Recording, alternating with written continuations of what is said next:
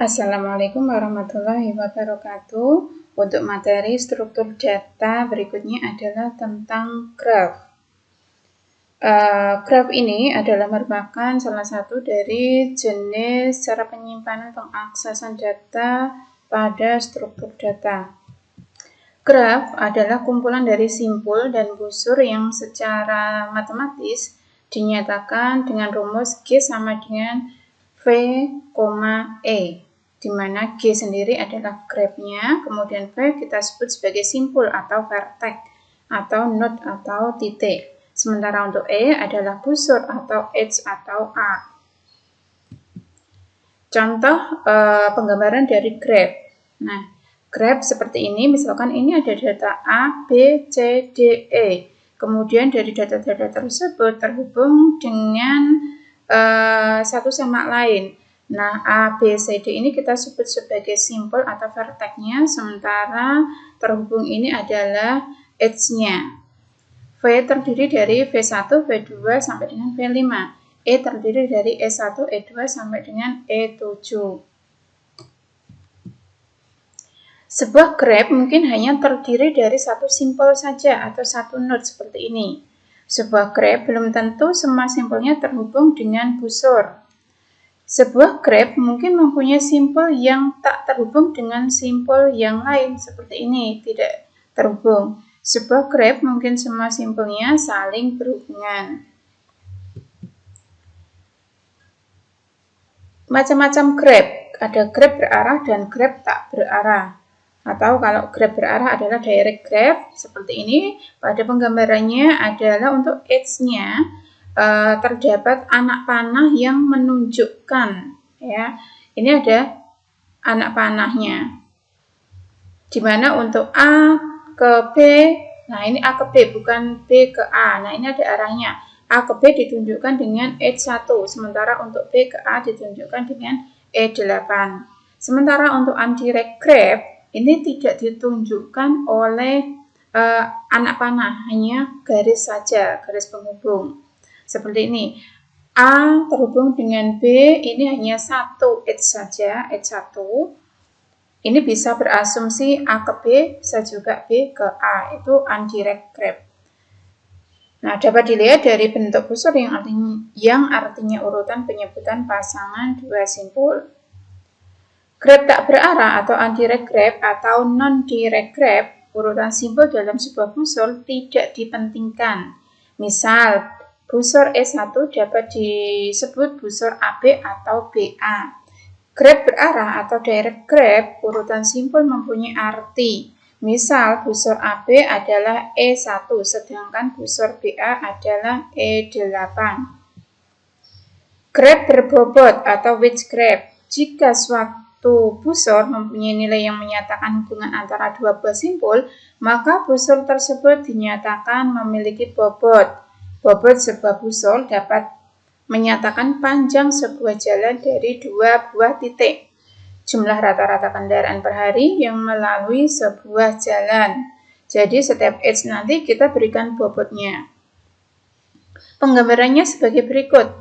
Untuk A ke B menggunakan direct graph ini bobotnya adalah 5, sementara B ke A adalah bobotnya 4. Sama juga untuk undirect graph. Nah, ini ditunjukkan setiap edge-nya ada bobotnya. Panjang busur atau bobot mungkin tidak digambarkan secara panjang yang proporsional dengan bobotnya. Misal, bobot 5 digambarkan lebih panjang dari 7. Jadi, kalau misalkan bisa dilihat seperti ini busurnya, gambar busurnya lebih panjang dari yang lain, tetapi bobotnya lebih kecil, itu tidak masalah. Yang penting ada identitas bobotnya. Istilah-istilah dalam graph. Yang pertama ada insiden. Jika E merupakan busur dengan simpul-simpulnya adalah V dan W yang ditulis, E sama dengan V, W, maka V dan W disebut terletak pada E, dan E disebut insiden dengan V dan W. Ada istilah degree atau derajat. In degree dan out degree. Degree sebuah simpul adalah jumlah busur yang insidennya dengan simpul tersebut. Sementara untuk in degree, sebuah simpul pada graf berarah adalah jumlah busur yang kepalanya insiden dengan simpul tersebut, atau jumlah busur yang masuk atau menuju simpul tersebut. Sementara out degree adalah jumlah busur yang ekornya insiden dengan simpul tersebut, atau jumlah busur yang keluar atau berasal dari simpul tersebut. Istilah selanjutnya ada adjacent. Pada graf tidak berarah, dua buah simpul disebut adjacent bila ada busur yang menghubungkan kedua simpul tersebut. Simpul V dan W disebut adjacent, seperti ini, V dan W. Ini edge-nya kita sebut sebagai adjacent-nya. Pada graf yang berarah, simpul V disebut adjacent dengan simpul W bila ada busur dari W ke V. Suksesor dan predesesor. Pada graf berarah, bila simpul V adjacent dengan simpul W, maka simpul V adalah suksesor simpul W, dan simpul W adalah predesesor dari simpul V. Path. Sebuah path adalah serangkaian simpul-simpul yang berbeda yang adjacent secara berturut-turut dari simpul satu ke simpul berikutnya. Nah, ini seperti ini garis ya. Ini disebut sebagai path-nya. Representasi graf dalam bentuk matrik. Nah, kita gambarkan graf ini dalam bentuk matrik untuk yang tak berarah, graf tak berarah. Ini ada data A, B, C, D, E. Kemudian kita masukkan ke dalam matriknya. Nah, ini A, B, C, D. Ini indeksnya 0, 1, 2, 3, 4. Ini juga sama A, B, C, D 0, 1, 2, 3, 4. Kemudian isi dari matrik di sini adalah 0 jika tidak terhubung. Contoh misalkan ini A dengan A. Nah, ini A dengan A ya.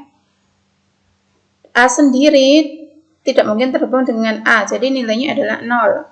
Kemudian A dengan B. Sini ya, A dengan B. A dengan B terhubung, jadi nilainya 1. Kemudian A dengan C, 0, tidak terhubung ya. Kemudian A dengan D terhubung, nilainya 1. A dengan E tidak terhubung, nilainya adalah 0. Begitu seterusnya sampai dengan E dengan E. Dari hasil adjacency matrik graf yang tak berarah ini ditentukan degree simpulnya ada 3. Selanjutnya, nah ini ada lagi kayak tadi ya. Ini menunjukkan out degree dan in degree. Jika out degree tadi adalah jika anak panahnya keluar, tapi kalau yang in adalah anak panahnya masuk. Representasi graf dalam linked list. Adjacency list graf tak berarah digambarkan sebagai sebuah simpul yang memiliki 2 pointer. Nah, ini digambarkan dengan menggunakan linked list. Nah, ini untuk pembacaannya.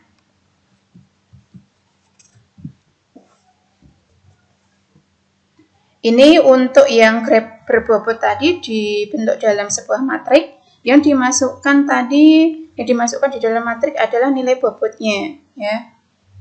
Nih, contoh misalkan ini nilainya A dengan A, nilainya 0 pasti, ya. Kemudian A dengan B, A ke B, ini bobotnya 5. Kemudian B ke A, bobotnya adalah 6. Nah, untuk penyajian graf ini sudah saya sertakan pada materi contoh codingnya. Silakan buka untuk aplikasi Java-nya. Anda bisa mempraktikkan sendiri. Buat kelas dengan nama coba graf.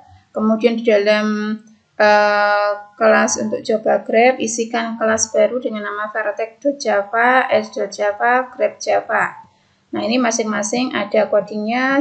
Silahkan nanti Anda bisa mempraktekkan. Demikian yang bisa saya sampaikan untuk materi graf pada struktur data. Terima kasih. Wassalamualaikum warahmatullahi wabarakatuh.